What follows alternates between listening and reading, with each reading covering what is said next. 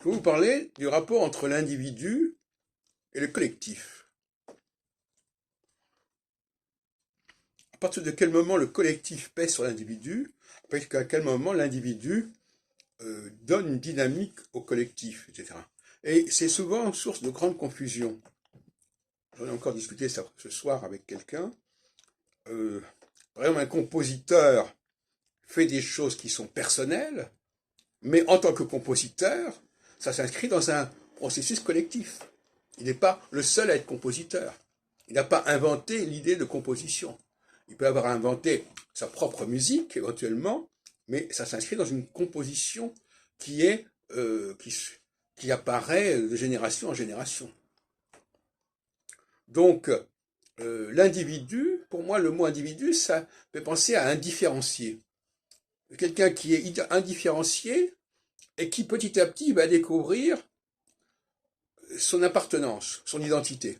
Et le mot identité lui-même renvoie à quelque chose qui est identique à quelque chose d'autre. Donc qui se renvoie à d'autres choses qui existent et qui sont du même ordre.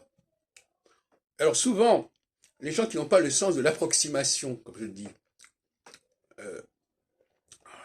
qui se disent, puisque les choses sont différentes, c'est pas pareil. Mais les choses sont différentes jusqu'à un certain point, mais elles sont également tout à fait comparables.